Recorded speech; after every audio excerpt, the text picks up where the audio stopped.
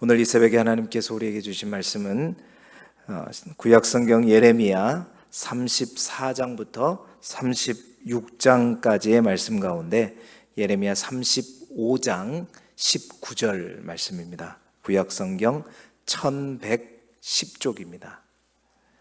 예레미야 35장 19절 한 절 말씀입니다. 예레미야 35장 19절입니다. 구약성경 1110쪽 예레미야 35장 19절 말씀입니다.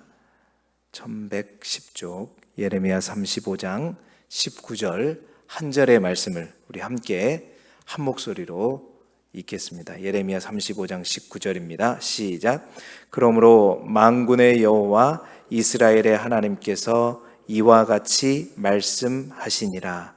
레갑의 아들 요나답에게서 내 앞에 설 사람이 영원히 끊어지지 아니하리라 하시니라. 아멘. 오늘은 예레미야 34장부터 36장까지의 말씀을 가지고 교재에 있는 제목대로 포위 중 항복을 위한 설득, 포위 중 항복을 위한 설득이라는 제목으로 말씀의 은혜를 나누도록 하겠습니다. 우리 교재에 나와 있는 포인트 86쪽을 함께 읽어보도록 하겠습니다. 86쪽에 나와 있는 포인트입니다. 시작.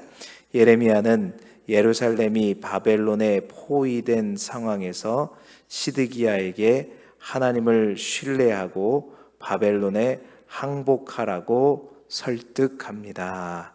아멘. 항상 이제 교재에 있는 제목대로 제가 이제 말씀이 전해지지는 않습니다. 이제 교재에 있는 제목은 항상 이제 이 교재를 집필하신 분이 제목이고, 그렇다고 제가 또 항상 제목을 달리 하기가 좀 그래서 항상 이 제목을 가지고 말씀을 나누는데 오늘도 이제 내용은 좀 달라질 수 있을 것 같습니다. 남유다의 회복을 위한 예레미야의 위로의 책이 30장부터 33장이라고 말씀드렸죠.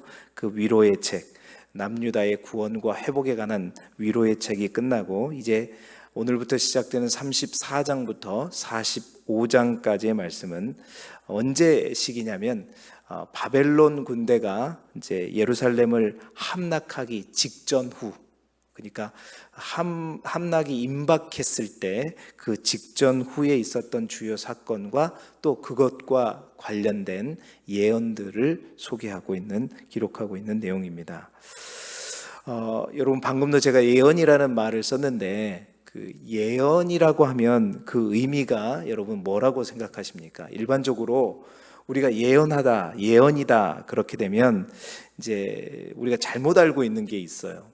이제 우리가 국어 사전에 보게 되면 예언이라는 글자를 찾아보게 되면 이제 그거에 두 가지로 해석이 되어 있어요.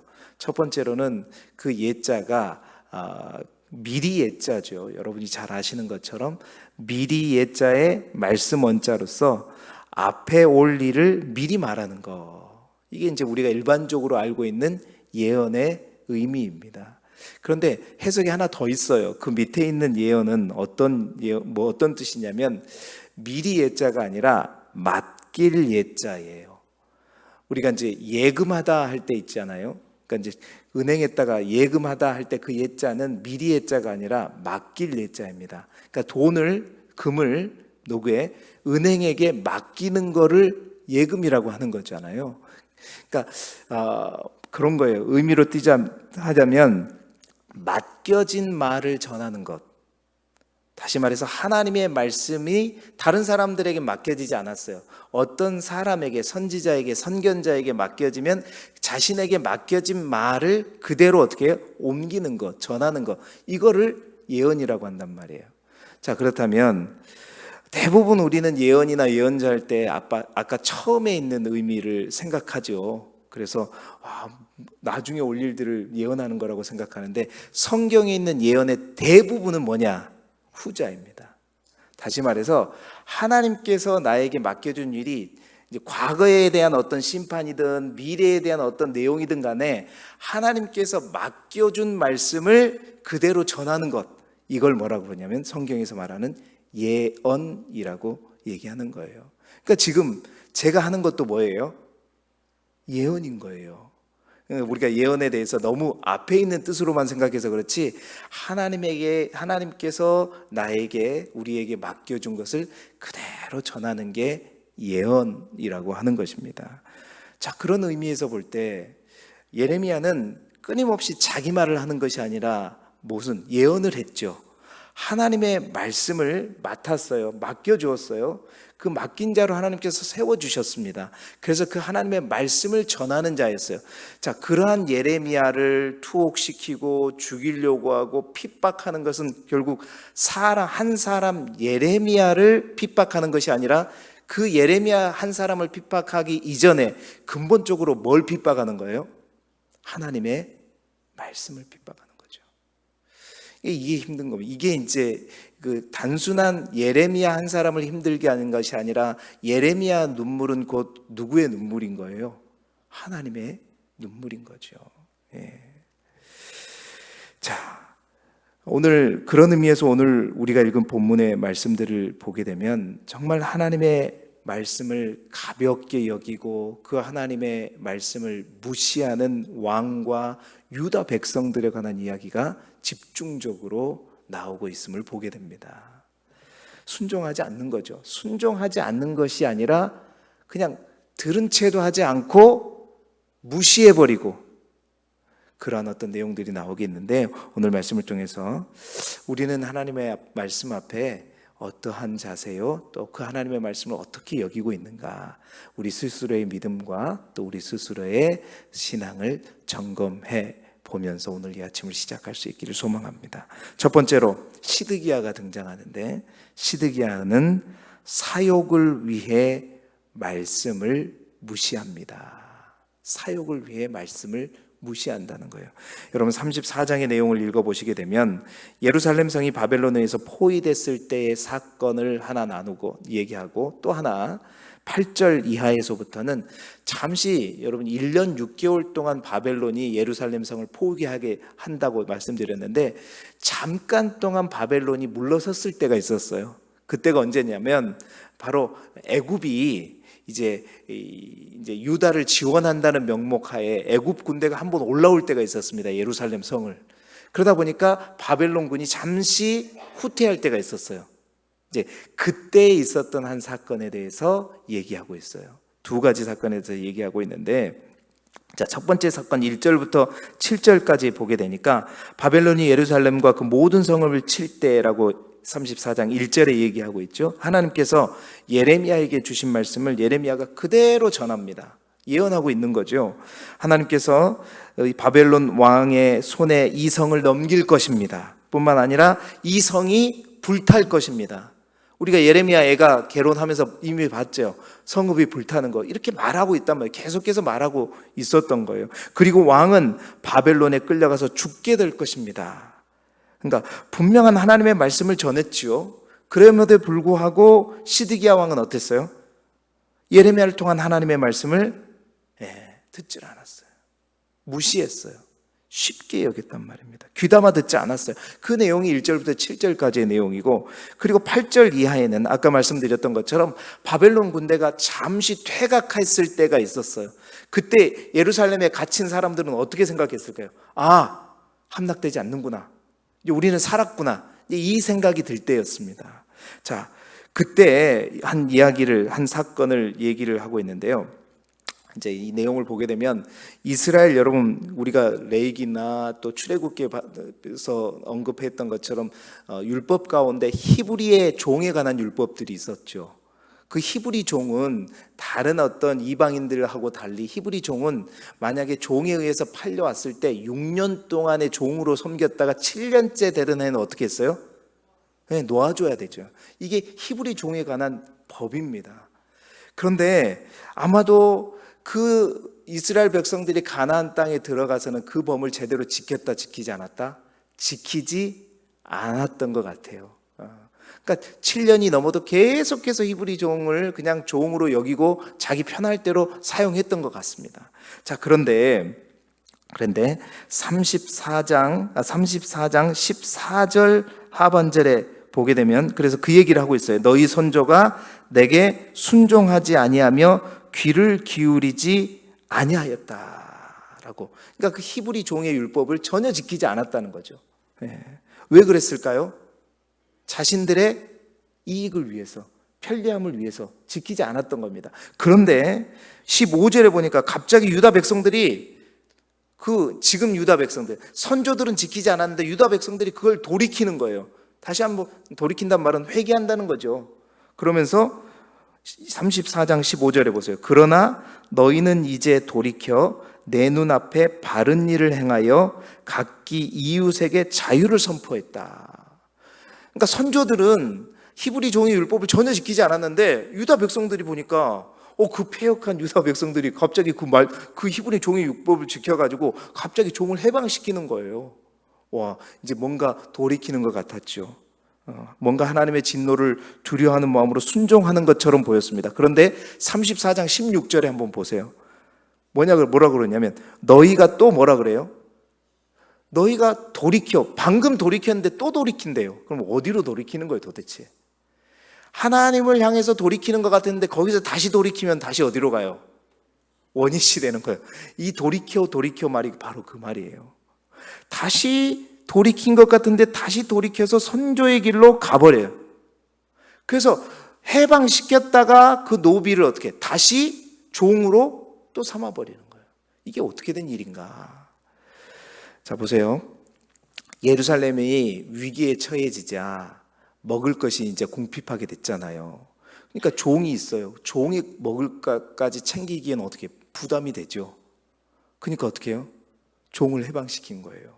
뿐만 아니라 시드기야 입장에서는 이 히브리 종들이 그 백성, 자기 주인의 말만 따를 게 아니라 지금 이제 바벨론이 와서 이렇게 쳐들어오는데 종들을 빨리 해방시켜줘야 그 종들을 통해 가지고 군사로 사용할 거 아니에요. 그러니까 종을 해방시켜라. 그랬던 겁니다. 그런데 갑자기 밑에서 애국군이 올라오면서 바벨론군이 잠깐 퇴각을 하게 되자 우리 이제 드디어 살았다. 이제 우리는 바벨론에서 함락되지 않겠구나 하면서 이 시드기와 함께 백성들이 어떻게 해요? 다시 그 종들을 불러다가 노비로 삼아버리는. 여러분, 이 상황이에요. 그러니까 이것이 바로 노비 환천의 사건이었죠. 이 사건이 어떤 사건인가? 바로 하나님의 말씀, 하나님의 법, 하나님의 율법을 중심으로 지키는 것이 아니라 자신의 이익에 따라, 자신의 사역에 따라 마음대로 하나님의 말씀을 지킬 땐 지켰다가 지키기 싫을 때는 그냥 완전히 버려버리는. 여러분, 이러한 행위는 하나님을 무시하는 게 아니라 하나님을 조롱하는 거죠. 나쁜 말로 갖고 노는 거죠, 사실은. 여러분, 이 말씀을 우리가 심각하게 받아들여야 됩니다. 시드기야도 마찬가지고 백성들도 마찬가지예요. 하나님의 말씀이, 그것이 정말 하나님의 음성이요 말씀이라는 것은 안중에도 없고 자신의 형편과 상황과 자기의 욕심에 따라서 순종하기도 하고 필요에 따라는 그냥 가차없이 버려버리는, 이게 이스라엘 백성들의 모습이었고 시드기야의 모습이었던 겁니다. 여러분, 말씀뿐이 아닙니다. 이 시대를 살아가는 우리 또한 마찬가지요. 말씀뿐만 아니라 하나님을 믿는 곳조차도 마찬가지예요. 그러니까 우리의 필요에 따라서, 나의 욕심을 따라서, 나의 뭔가 필요를 채워주기 위해서 신앙생활을 하는 거, 그거 정말 하나님을 조롱하는 것이죠. 그러니까 우리가 다 우리의 이익을 위해서 근본적으로 하나님을 믿는 것은 사실이지만 하나님이 원하시는 믿음은 이익 자체가 목적이 되어가지고, 그러니까 그런 신앙을 무슨 신앙이라 그래요? 기복신앙이라 그러죠. 복만 받기 위해서 하나님을 믿는, 그러니까 하나님이 목적이 아니라 누가 목적인 거예요? 복이 목적인, 그거 얘기하는 겁니다. 그거 얘기하는 거예요. 하나님은 복 받기 위한 믿음을 원하는 것이 아니라 하나님을 믿는 믿음을 원하시고 그 말씀 그대로 순종하는 것을 원하는 것이지, 우리의 이익과 우리의 욕심에 따라서 말씀을 믿었다가 버렸다가, 여러분, 그러한 유다 백성과 시드기야를 향해서 하나님께서 어떻게 심판하시냐면 참 하나님께서 재밌게 심판하셔요. 34장 22절에 한번 보시겠어요? 34장 22절에 보니까 여호와의 말씀이니라, 보라 내가 그들에게 명령하여 이 성읍에 다시 오게 하리니. 여러분, 이때 그들에게가 누구예요? 그들이 누구예요? 바로 바벨론이에요. 지금 잠시 애국 군대에 의해서 후퇴했던 바벨론을 어떻게 한다고요? 하나님이 다시 오게. 왜? 이스라엘 백성도 돌이켰다가 다시 돌이키니까 너희들 맛 좀 봐라. 나갔던 바벨론 군사들을 다시 오게 하사. 참 하나님께서도 그러니까 이제 재미있게 그러면서도 무섭게 다시 바벨론을 물러가게 했다가 다시 내가 오게 해가지고 이 성을 불사르게 하고 이 성이 처참한 황무지가 되게 하리라. 사랑하는 성도 여러분, 하나님의 말씀을 나의 편리에 따라 나의 욕심에 따라 가볍게 여기지 않기를 소망합니다. 정말 내가 하나님의 말씀에 한번 돌이켰다면 다시 돌이킨 상태에서 다시 돌이키지 않기를 바라요. 돌이켰으면 그 돌이킴 회개했으면 다시 원위치 되지 말고 더욱더 끊임없이 하나님의 말씀을 붙잡고 나아가시기를 소망합니다. 두 번째로 이제 여호야김입니다. 여호야김은 말씀을 불에 태워버렸습니다. 자, 시드기야 왕보다 더한 왕의 이야기가 36장에 소개되고 있습니다. 여호야김 4년에 하나님께서 예레미야를 통해서 말씀하셨어요. 하나님께서 이제 예레미야에게 내가 지금까지 예언했던 거, 요시야 13년부터 지금 여호야김 4년까지 내가 너에게 말씀했던 거, 그러니까 계산해 보니까 22년 동안 말씀했던 거예요. 22년 동안 내가 너에게 지금까지 해줬던 모든 예언들을 지금 기록해라.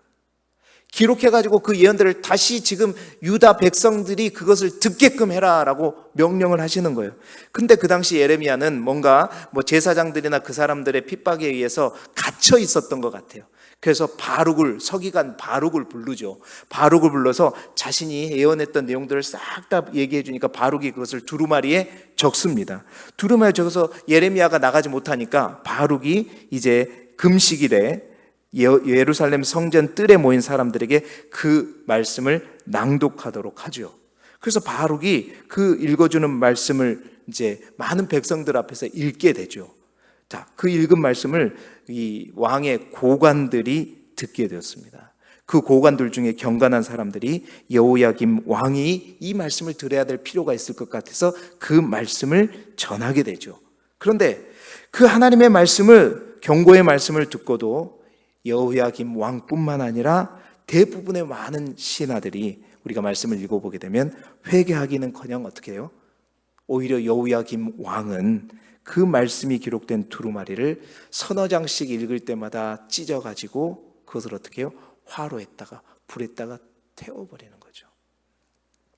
여러분, 왕과 신하들은 모두 하나님의 말씀을, 그러니까 그 내용이 어떤 내용이었어요? 예레미야가 지금까지 예언했던 내용이 돌아오라, 회개하라 뿐만 아니라 멸망할 것이다, 불에 탈 것이다, 이러면 빨리 우리가 투항해야 된다, 바벨론에 손들고 나가야 된다, 그런 말씀이었잖아요.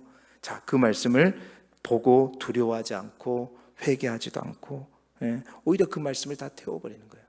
하나님의 말씀, 이 두루마리를 태우는 것은 종이 하나를 태우는 것이 아니라 어떤 의미죠? 하나님의 말씀을 태워버리는 것이고, 그것은 곧 지엄하신 그 하나님을 완전히 업신여기는 것이죠. 엄청난 행위입니다. 여러분, 그렇게 말씀을 태워버리면 이 말씀이 사라질 거라고 여호야김은 생각했는지 모르죠. 이렇게 말씀을 태워버리면 이 말씀 속에 있는 저주와 멸망의 선포가 나로부터 떠나갈 것이다 라고 생각했는지 모릅니다. 그러나 여러분, 그러지 않죠. 그렇게 이 여호야김이 말씀을 태웠다는 데는 그만큼 그 말씀이 자기에게 뭔가 찔림이 있었다는 얘기죠. 그런 찔림이 없었으면 전혀 이런 행동이 그러든지 말든지 놔둬버렸을 텐데 뭔가 이게 다가오기는 왔어요. 그런데 그거에 대해서 묵살시켜버린 거죠. 여러분, 우리도 이런 때가 있습니다. 하나님의 말씀이 나의 마음을 찌를 때가 있어요. 그럴 때 우리는 어떻게 반응하고 있는가? 초대교회 때 사도행전을 보게 되면 그 말씀이 우리 가운데 다가왔을 때 어떻게 행동하는가 두 가지 반응을 우리가 볼 수 있어요. 이제 사도행전 2장에 보게 되면 저 흩어진 디아스포라의 많은 교인들, 유대인들이 모여 있을 때 베드로가 그 모든 그 디아스포라 유대인들에게 설교를 하죠. 그 설교를 했었을 때 그 설교를 들은 많은 흩어져 있던 유대 백성들의 반응이 어땠냐면 사도행전 2장 37절에 보니까 그들이 이 말을 듣고 마음에 찔려 그 다음에 어떻게 되냐면 이르되 우리가 어찌알고 하면서 그들이 어떻게 했냐고 성경에 기록하냐면 회개했다. 회개하고 성령을 받게 되는 그 기사가 사도행전 2장에 나옵니다. 그런데 사도행전 7장에 가보게 되면 이제 스데반이라고 하는 집사가 하나님의 말씀을 길게 전하는데 보세요. 그 유대의 공의의 유대 지도자들이 그 말씀을 들었어요. 그 말씀을 듣고 스데반의 말씀을 들은 다음에 그들의 반응이 어땠냐면 사도행전 7장 54절에 보게 되면 그들이 이 말씀을 듣고 마음에 찔려 그를 향하여 어떻게 되냐면 이를 갈고 어떻게 해요? 스데반을 결국 돌로 쳐서 죽여버리잖아요. 여러분, 말씀이 와서 마음에 찔리는 건 똑같아요. 그런데 한 부류는 말씀이 와서 찔렀는데 그 말씀에 우리 어찌할꼬 회개하고 하나님 앞에 돌이키는 부류가 있는가 하면 또 한 부류는 어떻게 해요? 찔렸는데 이를 갈아요. 감히 이런 말을 그래서 쳐 죽여버려요. 여러분, 여호야김과 지금 신하들은 전자와 후자 중에 뭐죠? 후자죠. 그에게도 찔림이 있었습니다. 그러니까 태웠죠.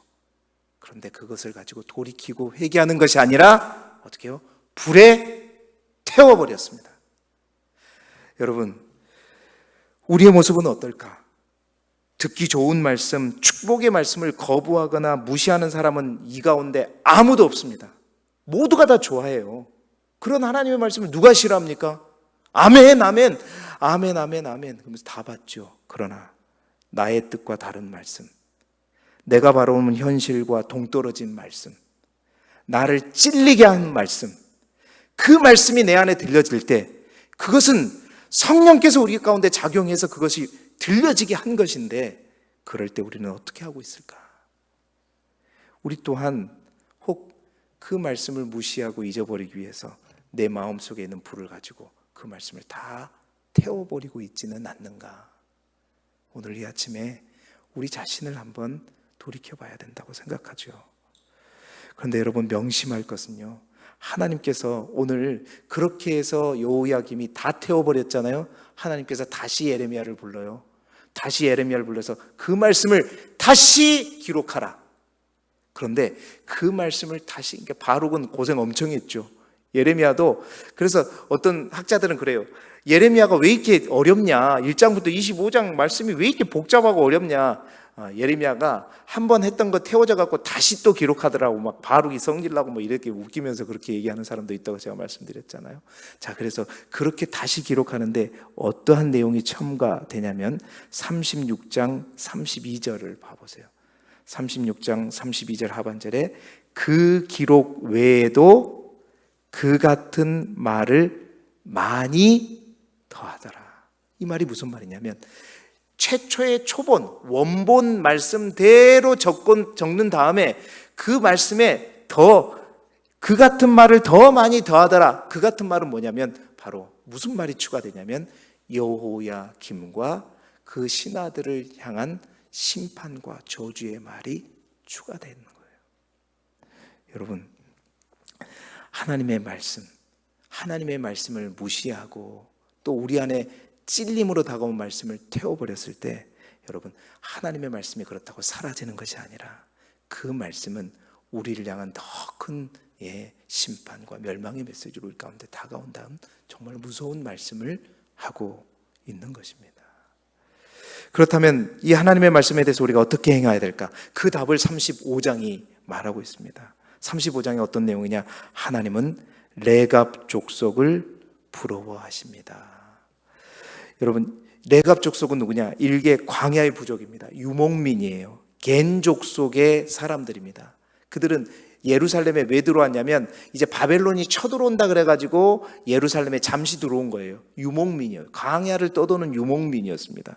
자, 그런데 그 레갑 족속의 한 사람을 하나님께서 성경에서 유일하게 부러워하시는 한 사람이 여기 있어요. 어떤 일이냐?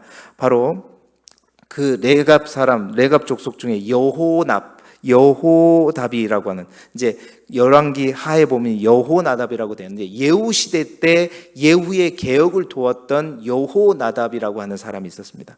그 여호나답이 이제 죽으면서 그의 후손들에게 유언을 남겨요. 유훈을 남깁니다. 왜 유언을 남기냐면 북이스라엘의 이러한 하나님의 말씀을 저버린 모습을 보면서 이렇게 살면 안 되겠다. 그래서 너희들은 경건하게 이렇게 살아야 된다라고 유언을 남겨요. 그 유언의 내용이 뭐냐면 35장 6절 하반절부터 7절에 있는 내용입니다. 너희와 너희 자손은 영원히 포도주를 마시지 말며 너희가 집도 짓지 말며 파종도 하지 말며 포도원을 소유하지도 말고 너희는 평생 동안 장막에 살아라. 그리하면 너희가 머물러 사는 땅에서 생명이 길리라. 이 유언을 남깁니다. 이게 언제냐면 지금으로부터 약 250년 전이에요. 자, 그런데 그 유언을 듣는 네갑 족속을 하나님께서 예레미야를 통해서 초청하라는 거예요. 그러니까 성전 위에 있는 이 제사장들의 방에 올라가 가지고 그 방에서 그들에게 정말 맛있는 포도주를 대접하라는 거예요. 포도주를 드시오, 포도주를 드시오. 그런데 아무도 그 포도주를 먹어요, 안 먹어요? 안 먹어요. 왜 안 먹는가 했더니 글쎄 보니까 이것 때문이었어요. 250년 전에 자기의 선조 한 사람의 명령을 따라서 250년 동안 장장 그 말씀 그대로 경건하게 살았던 이들의 모습을 보이게 하심으로써 이들의 모습과 지금 시드기야와 또 여호야김과 유다 백성을 대조해서 하나님께서 예언을 선포하게 하신 거죠. 그까지 한 사람, 그는 사람이었어요. 그리고 그는 이미 죽어버렸습니다.